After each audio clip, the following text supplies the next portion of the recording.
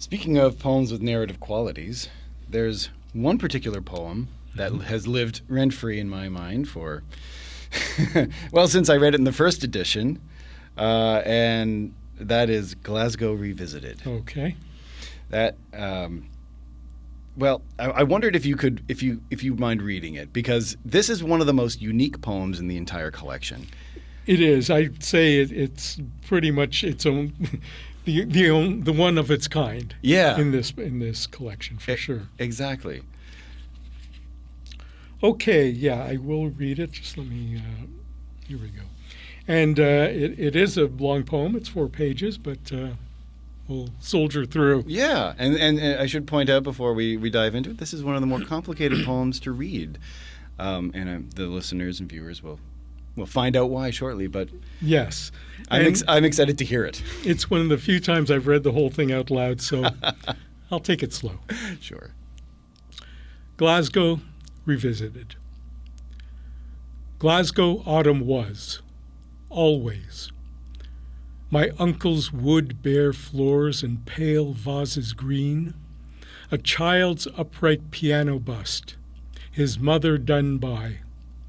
Another clay beside figure, it androgynous, perhaps, unfinished, perhaps.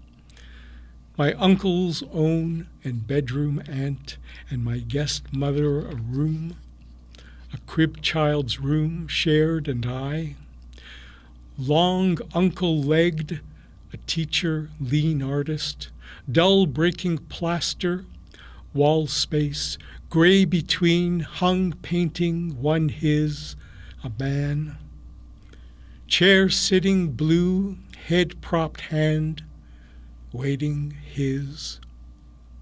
Glasgow flew to we, my mother, clouds close hovered, tails by wisping, patch spectral, my stuck suction, face a cup to small glass, window fish bowl, ocean eye below could, vast, and distant, unreal and. Apple child cheeked and ringlet mopped inky he, naked cold flat white, pitched yowl high the corner, every piercing. Dance ritual or an absurd, music machine strain cheap, dappled he and scratchy in one round place turning, and round, expressionless, a between, cross music, holy box shaman and mother, my child aunt, great sweaters inhabited, usually hair brown covered straight, a kerchief by and stray, or to the strand always like, threads escaping light. Father off airport saw us. A lounge was chair arms and couches with, and sand standing ashtrays filled with, crushed, sprouting, cacti butts in well desert spaced. Huge were runway, seen windows, through which my mother, as walked tarmac passengers with a cross, people glass airplanes behind the watching, the land and the take off. One father of my waving his. Early uncle's flat I would room, mornings creep mothers in my half-floor darkness side, boards heavy, weight under my snickering door her, opening hinges of, rolling beds, bundled body, the topography, my mother's outline against curled the cold, whispering slipped not to wake, so as covers her under, formed ere lips like words frost a winter in, waited, and movement for a murmur, half her eyes opening dark and distant, unreal shuddered, body her tighter and hugged herself she, stuttering throat her rattled like engine, broke jagged, cough raw, fits into of growing worse. Museum a Glasgow inn there was, there a boy my was friend, 2 older years was he than he I, high wee hollow through walked and corridors. The wail of inside tools of, and exhibit weapons swallowed, history, whole, and room then there was dinosaurs.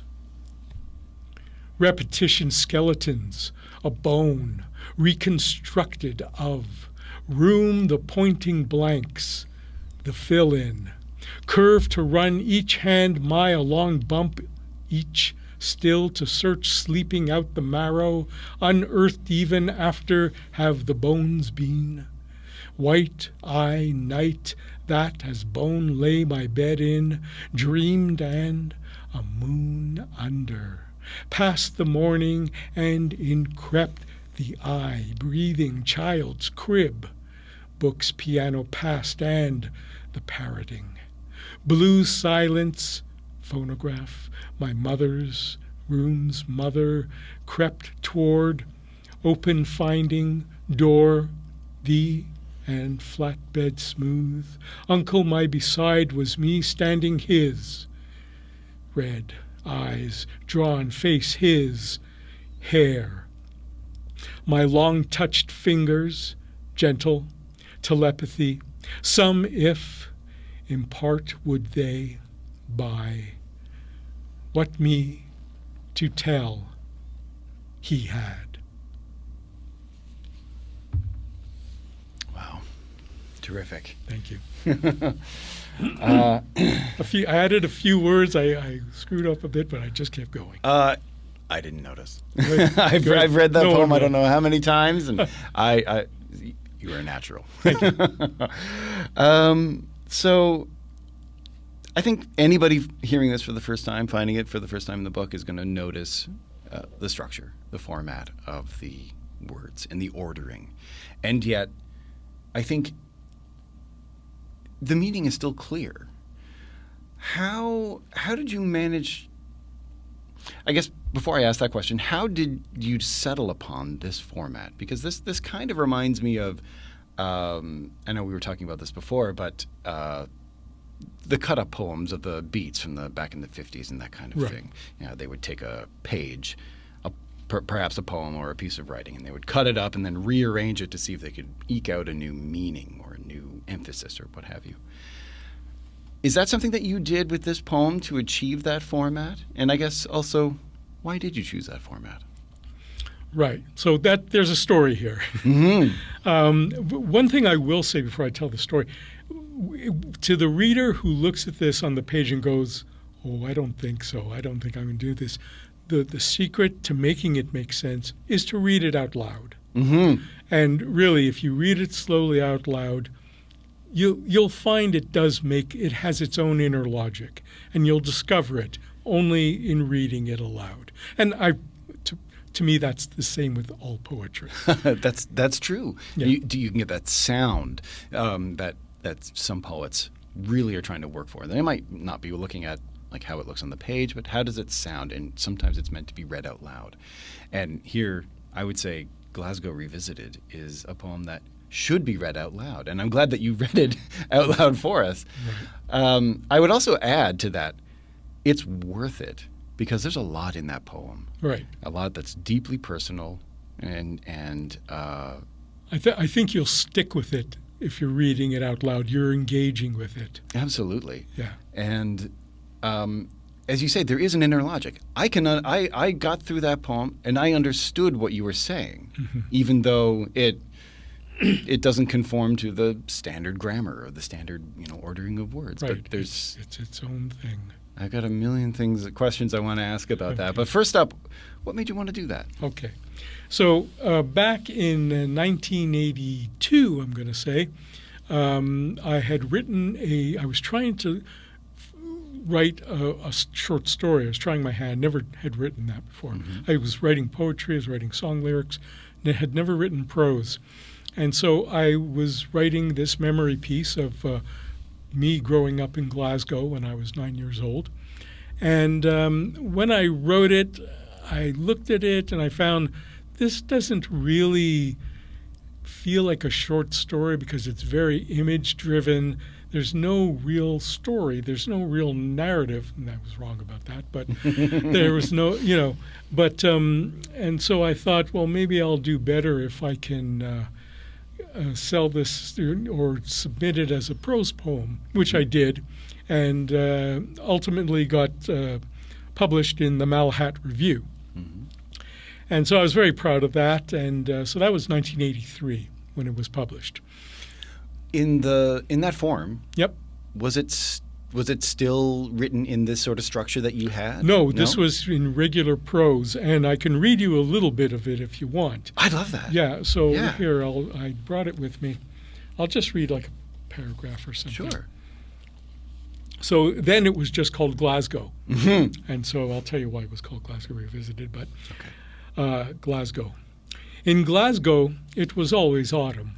We lived in my uncle's flat on Renfrew Street. Bare wood floors and pale green vases. There was a black upright piano with a clay bust on top, a replica of the child done by his mother. Beside it was another clay piece, an androgynous figure, perhaps unfinished.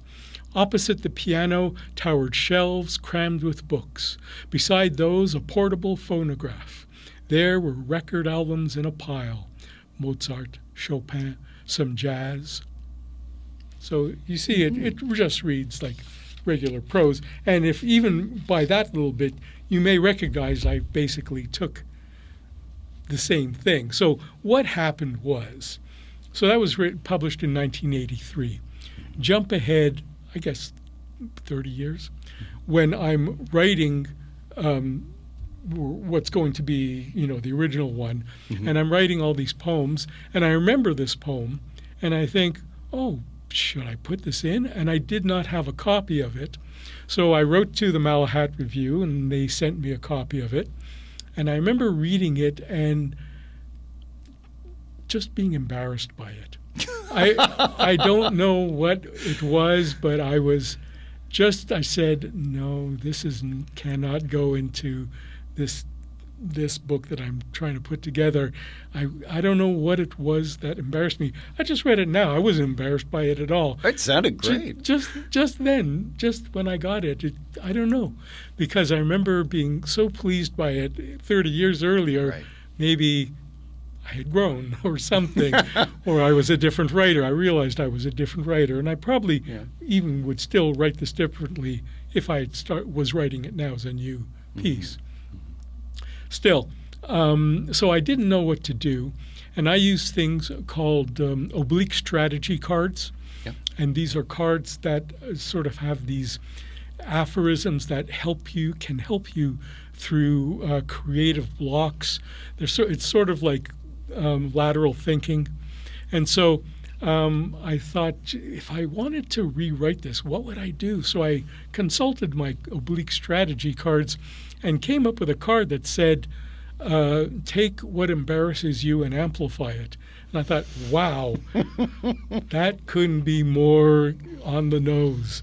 So I did that, and I started writing, and I started playing around, and then I was suddenly deconstructing the poem. And sort of that, it really came very organically. I was just moving it around the way, it was almost like playing with blocks when you're a kid. Right. You're just playing around. You just don't know what I'm doing. I used to have fridge magnet poems, and I used to do that, just play it, just push things around. And that's really what it was. And I remember one of the first times I read it out loud, I read it to a friend of mine, and she said, I didn't know what this was, but I thought it was a child talking to me. And I thought, oh, good. That's interesting you say that, right? Yeah. Because as you're reading it, even now, you hit on that word dinosaurs, and you hit it with such an emphasis, which is something that a child would do. Like my kids would be like gravitate toward that and emphasize it as much as they can because there's a love for dinosaurs. Oh, I love dinosaurs when I was a kid. Yeah. Me too. Yeah. Had books and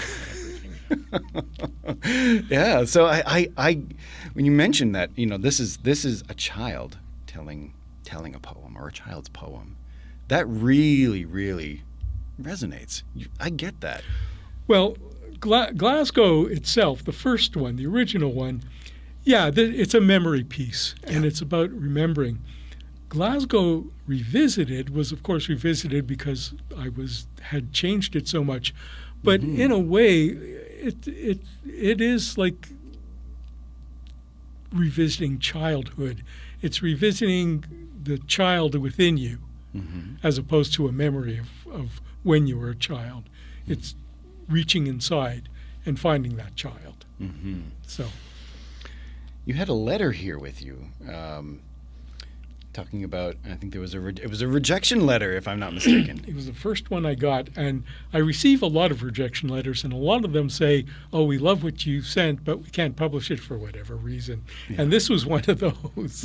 And so this one, the reason why this was so special to me was I had sent it to a magazine in Toronto. I was living in Montreal at the time, and it was called Poetry Toronto.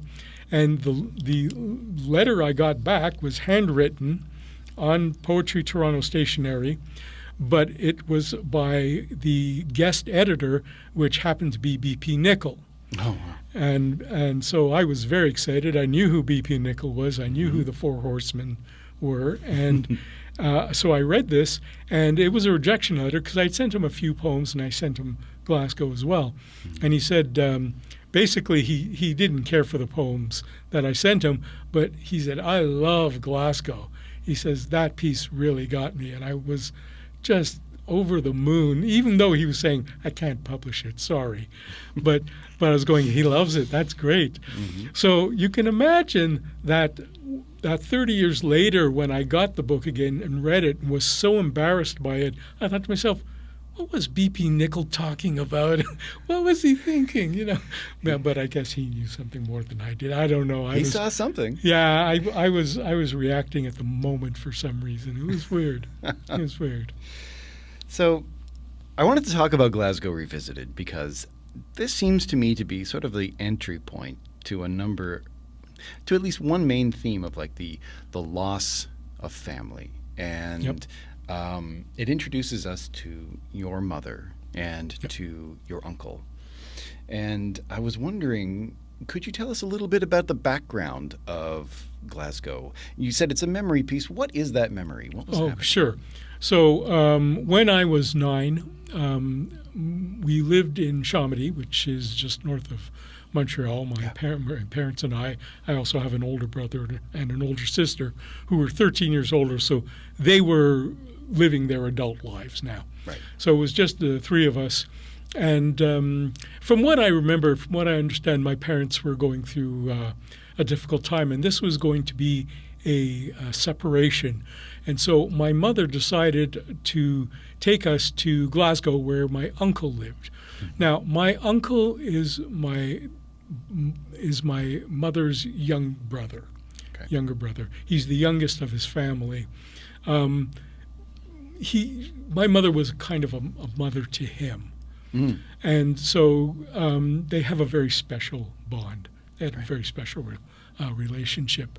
And so we went to Glasgow, and there was a plan of us moving to London, where my sister was living. And so we were all going to live there, but we were in Glasgow, and I think we weren't there that long. We were there, I think it was in the summer, and maybe a few months, not much, or might have even been a month. I can't really remember the timeline. But my mother, from my understanding, my mother got pneumonia. Oh, wow. And she died. And so she died in Scotland, and then my father had to come and bring me back. Wow. So that's the basic story behind it.